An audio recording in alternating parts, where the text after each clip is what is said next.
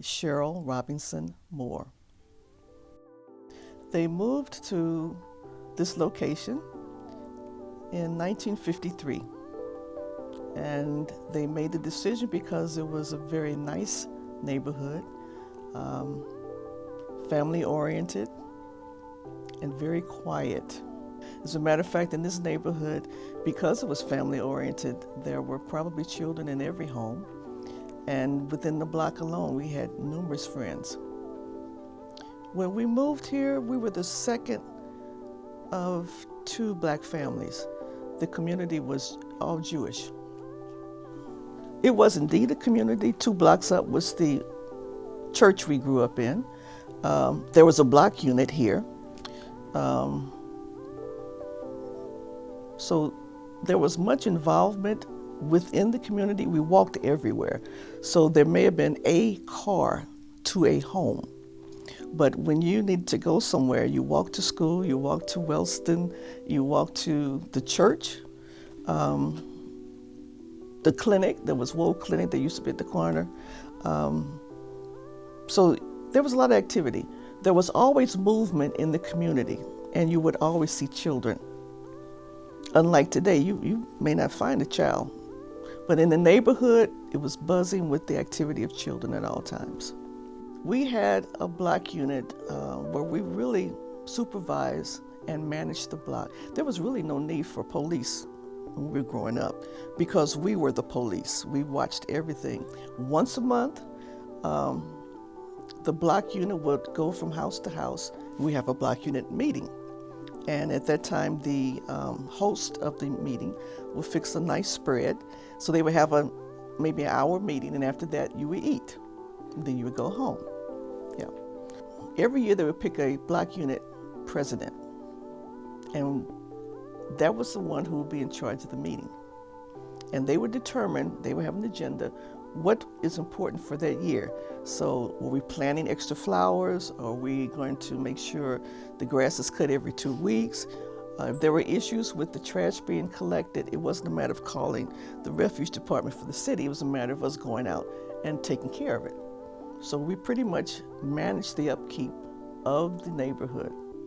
And if anything bad was going on, then we would make sure it was taken care of. And then we would communicate to the police. But we pretty much supervised our own community and held each other accountable. Now that's something that if your children were running all up and down your grass, then you would go to the individual and say, take care of that. And if it was persistent, then the block unit would work as a unified unit to make sure corrections were done. I had 3 brothers, and I was the oldest of 4. I had a lot of responsibility. I was the oldest, so I had to pretty much be in charge. But I was spoiled, but my brothers challenged me. So playing pranks on me, yeah, they were typical boys. Oh, we worked in summer camps, the YMCA, YWCA.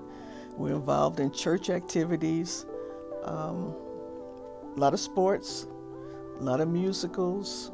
One of my brothers, he participated in the Muni Opera. We did a lot of things with, like I said, summer camps. But we did a lot of educational things. Dad insisted that we spend a lot of time in developing our minds. They both sang. And my brother, that's right under me, and myself, we were into not only singing, but playing the piano and percussions.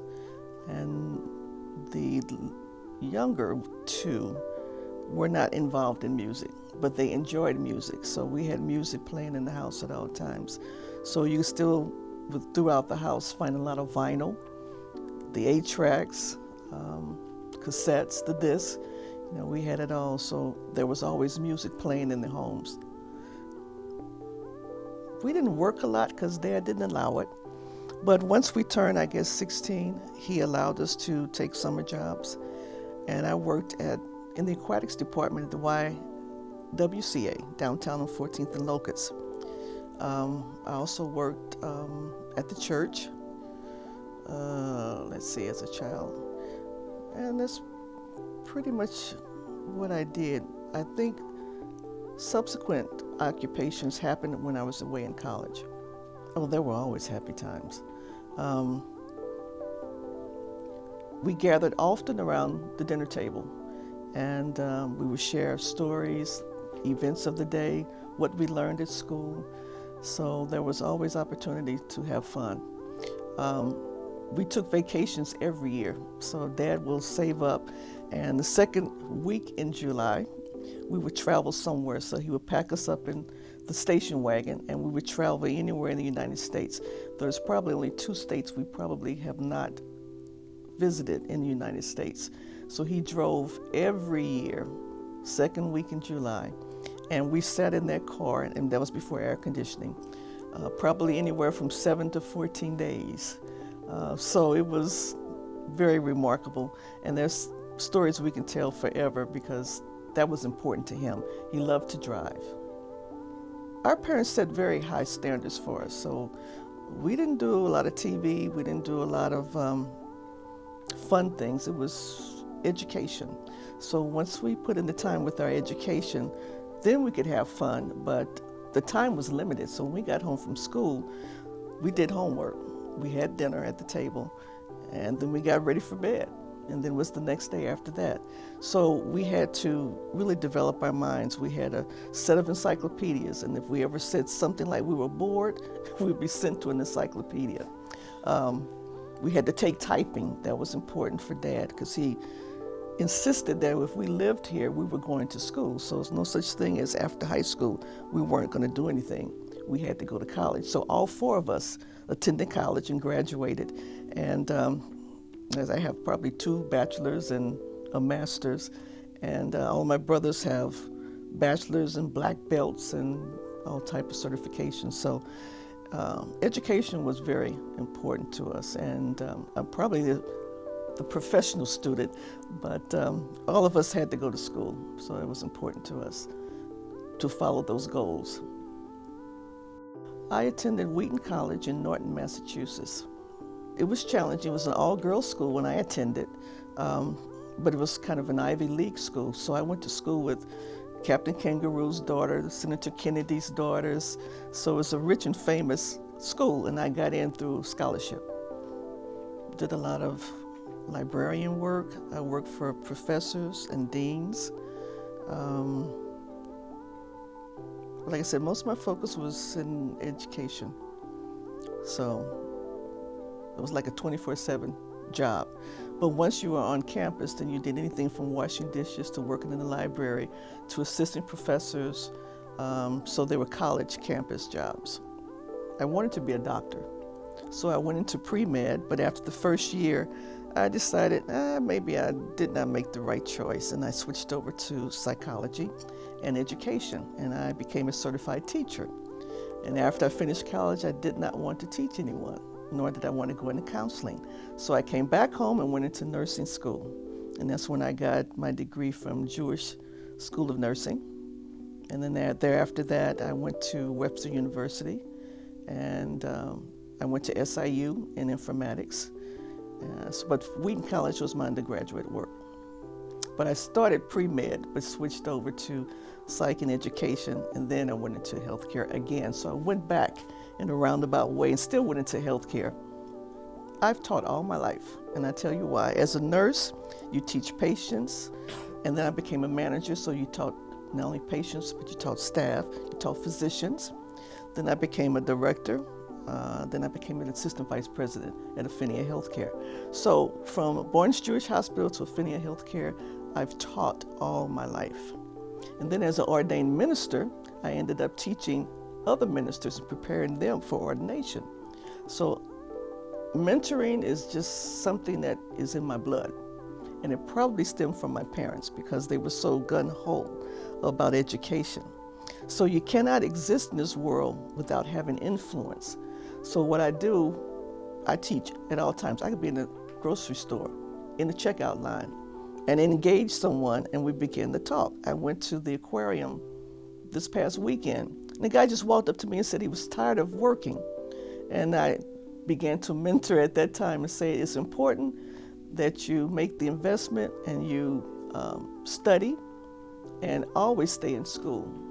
So he wanted to take the shortcut. There's no shortcut to meeting your goals and your needs. You have to really make the investment in yourself in order to be influential and helpful to others. So everyone is predestined for some work.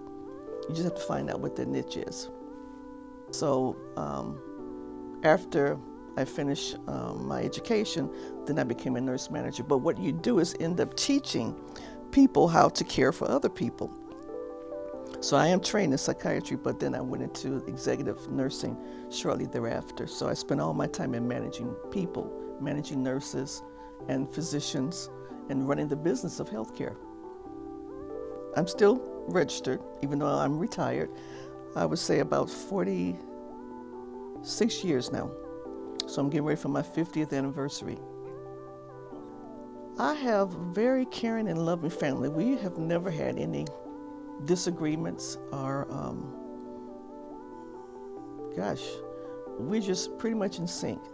And I think that was a gift that our parents gave us. My brother moved back home from New York to help me care for this last parent, which was my mother. After she passed away, he became ill, and I took care of him. And he died about a year ago. So what kept me here was family. So even now, we still gather every holiday at some home. It used to be this home, but now with both parents died, we will go from home to home of the siblings. So we keep tradition very strong and rich within the family.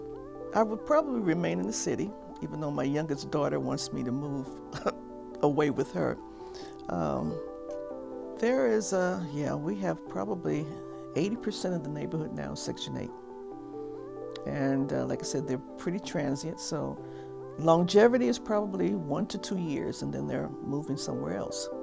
So you never know your neighbors for the most part. I mean, I have neighbors who will walk out of their homes with semi-automatic guns. I mean, that's very unusual. And you go to bed at night hearing gunshots. I heard gunshots last night. About 2 months ago, there was a dead body laying right in front of my house in the middle of the street. So it's a very different time, very different.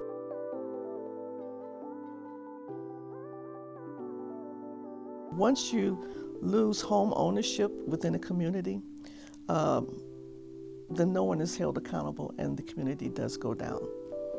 So I think at the present time, there may be 3 or 4 home owners within the neighborhood at this time.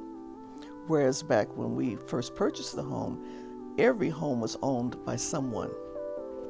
No one really makes an investment because no one really is accountable. They don't own the homes.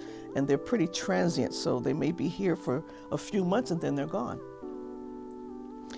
I cannot say when the block unit stopped. I would imagine it was during the time when there was a transition in family ownership.